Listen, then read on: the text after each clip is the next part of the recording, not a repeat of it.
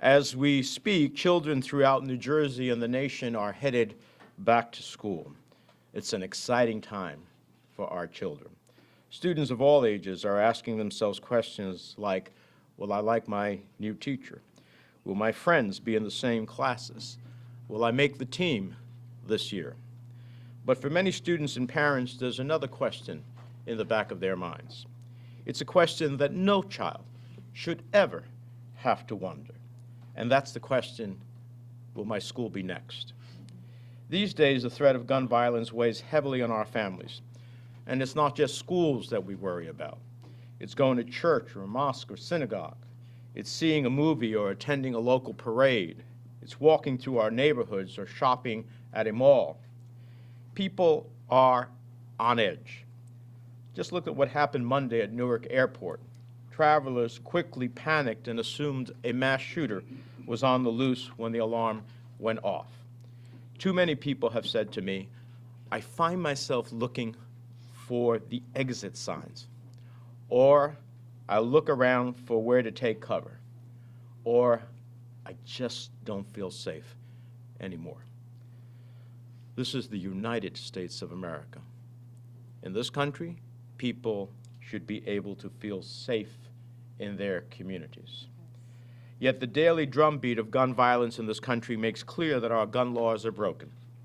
Again and again, we have been heartbroken by mass shootings.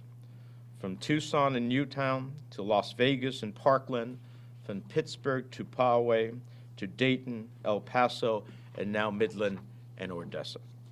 We have been outraged by the gun lobby's death grip on so many of our leaders, including the President of the United States.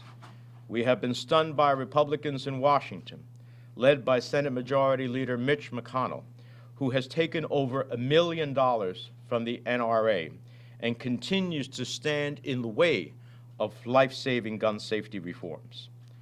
But here's the thing. The will of the American people is growing stronger. Across America, students, families, and grief-stricken communities are crying out for change. Already, Democrats in the House have taken action. They passed a universal background check, which could have, if it had passed the Senate, and I believe it would pass if it was simply given a vote by Leader McConnell, and then have the President make the decision, do I sign this or not? I'm tired of hearing we have to wait for the President to tell us what he's willing to sign. That's not the way the Constitution of the United States was made. There are checks and balances. Let's send a bill to the President and see if he signs it or not. And then we know who stands for what. In the coming weeks, that universal background check would have stopped the individual in Texas because he made the purchase in a private sale. Under the universal background check that Congresswoman Sherrill voted for and the House Democrats pushed, even a private sale would have had to go through a universal background check. In the coming week, I believe the House, it was going to do it today, but because of the storm, many members from Florida could not make it. The House Judiciary Committee is expected to bring up the companion bill to my own legislation, the Keep Americans Safe Act. This legislation is as common sense as it gets. The Keep America Safe Act would limit the sale of ammunition to no more than 10 rounds, because a magazine that holds 30, 60, or 90 rounds of ammunition is not for hunting, it is not for self-defense or protecting your home. High-capacity magazines are designed for one thing and one thing only, high-capacity killing. This was part of the assault weapons ban I voted for back in 1994 as a member of the House. And since its expiration in 2004, large-capacity ammunition has become a gruesome hallmark of mass shootings, including in El Paso, Dayton, and likely Midland. To be clear, limiting magazine size isn't just about the mass shootings that make the news. These high-capacity clips are often used in the daily gun violence that terrorizes neighborhoods across America every day. This isn't about the Second Amendment right to own a firearm. This is about how much military-style firepower is available to civilian consumers. This is about one of the most practical ways to save lives. Consider that the 2010 mass shooting in Tucson, Arizona, only came to an end when the gunman paused to reload and a bystander was able to tackle him. And in 2012, several children at Sandy Hook Elementary were able to escape to safety when the gunman ran out of bullets and had to reload his AR-15. In a mass shooting, every second counts, even when law enforcement responds incredibly fast. In Dayton, the police subdued the assailant in less than a minute, but in just 30 seconds,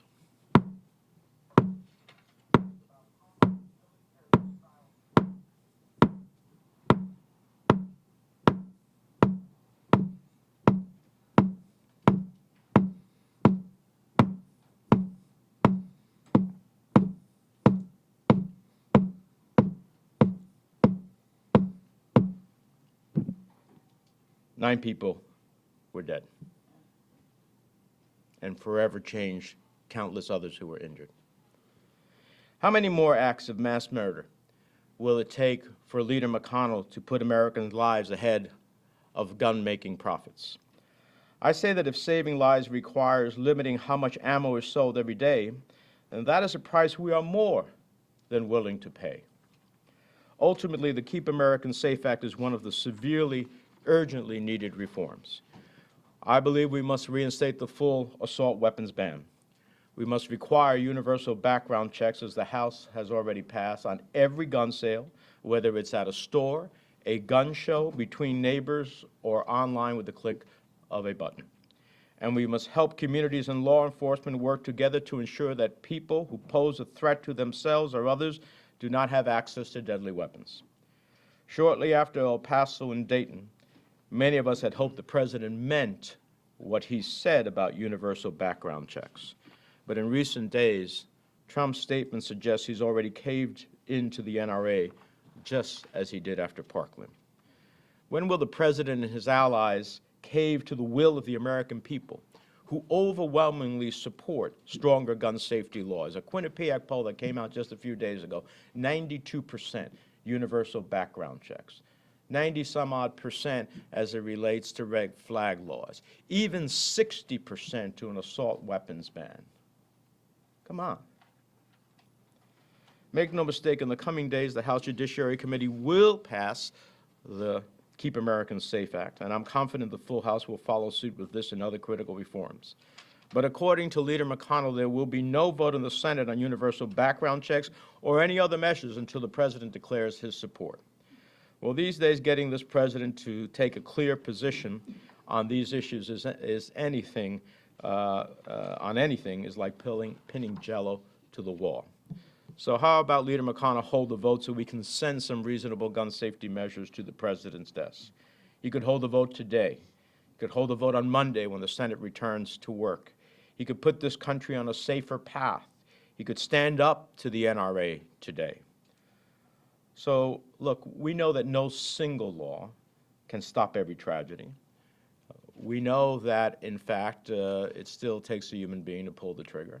But you can't pull the trigger if you don't have access to a gun. You can't pull the trigger 90 or 100 times if you don't have a high-capacity magazine. This is how we save lives. But we know that some of these laws can stop some tragedies. So we can't give up. We must keep up the fight. We must demand action, because each day that goes by without action is another day until the next mass shooting takes place. Enough is enough.